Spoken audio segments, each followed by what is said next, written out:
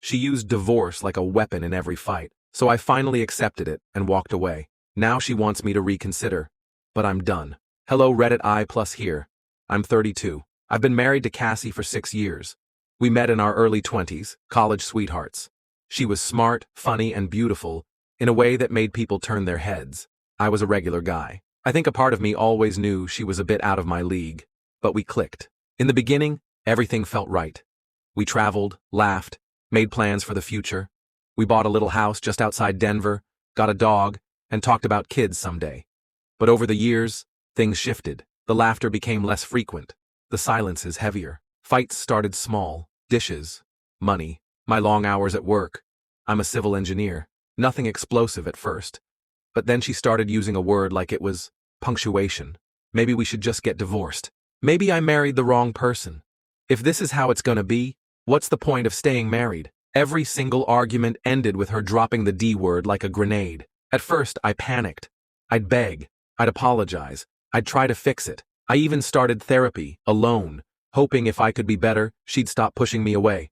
But it didn't matter what I did. She'd still say it. And after a while, something in me started to change. I stopped chasing after her when she walked out of the room mid-argument. I stopped groveling. I started to listen to what she was really saying. She wasn't fighting for us. She was fighting to punish me, to control me. The final straw came one night about 4 months ago. It was late. I'd just gotten home from a job site 2 hours away. I was exhausted. I walked in, and she was sitting on the couch, arms folded. "I'm done," she said coldly. "I want a divorce." I nodded. I didn't say anything. I just walked past her, went to our room, and started packing a bag. She followed me, confused. "What are you doing? You said you wanted a divorce. I'm finally agreeing with you." Her whole face shifted. "Wait, no, I didn't mean now. I was just upset." But I was calm. Too calm for her. I said, "Cassie, you've said that word more times than I can count. I think you meant it every time. You just didn't think I'd actually agree." I left that night, rented a tiny apartment, moved the dog with me a week later. She cried, called, texted, said she was just emotional, and I was abandoning the marriage. I didn't respond. For 3 months, I focused on me, my work, my peace. I started hiking again, went back to the gym, even started going to therapy with a new counselor who wasn't trying to convince me to fix things that were never mine to fix. Then she asked to meet. I agreed, at a coffee shop near our old house. She looked beautiful but tired, like someone who hadn't been sleeping well. "I've been thinking," she said softly. "I was wrong. I pushed you away. I thought you'd never really leave, but I miss you. I want to fix this." I watched her face as she spoke, the tears, the regret, the vulnerability, and for a second, I almost believed her. Almost. But then, that pit in my stomach twisted again. Something didn't feel right. So I did what I hadn't let myself do until then. I logged into our shared iCloud account. I'd forgotten we never unlinked it after we split. All her texts and photos had been syncing to the cloud until just a month ago. I scrolled. I shouldn't have, but I did. And there it was. Him. His name was Eli. He was her coworker. I remembered her mentioning him once, saying he was annoying. But from the messages, he wasn't annoying. He was intimate, familiar. The affair started 8 months before I left. There were texts about hotels, about their secret weekends, even pictures. They called me the boring husband and joked about how clueless I was.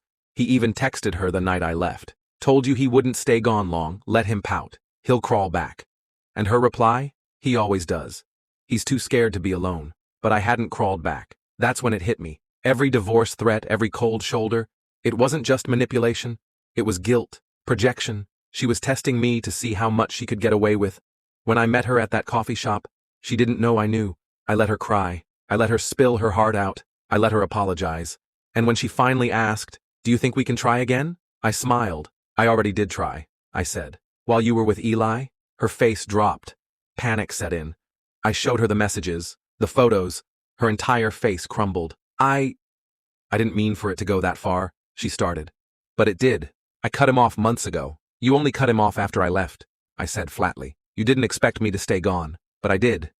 And I will." I stood up, dropped a $5 bill on the table, and walked out. She called me that night, screaming, crying, begging, left voicemails, said she'd do anything to earn another chance.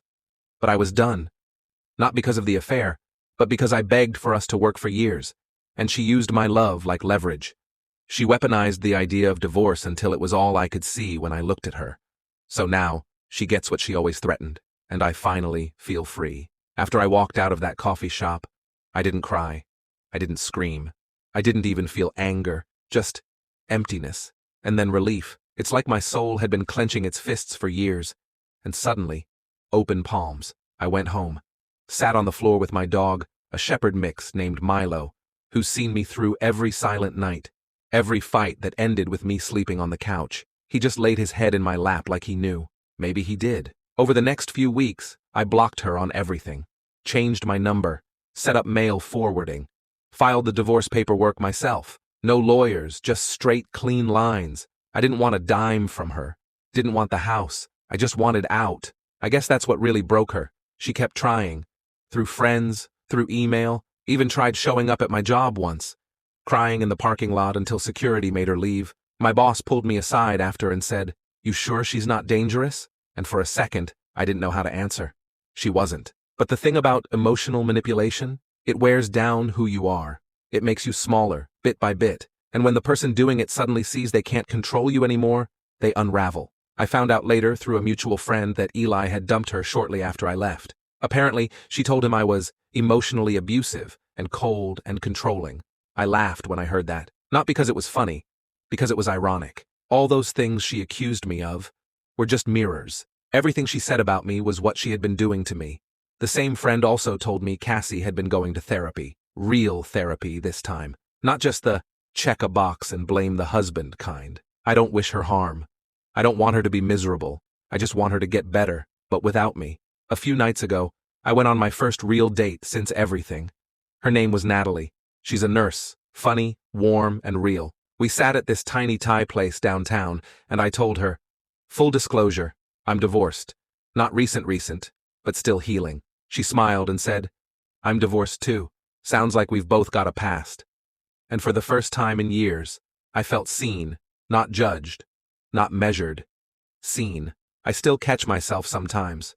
Like I'll flinch when I say something, expecting backlash, or I'll hesitate to bring up a concern because I'm so used to being punished for having feelings. But every day gets easier. Every day feels a little less like I'm recovering from a war and more like I'm just living. To anyone reading this who's been threatened with divorce like it's some kind of weapon, like you're always one step away from being discarded, please hear me. You are not unlovable. You are not weak for staying. But you are strong if you choose to walk away. I used to think love was about holding on, no matter what. But real love isn't scared of communication. Real love doesn't punish or manipulate. Real love feels safe, and that's all I want now. Not fireworks, just peace.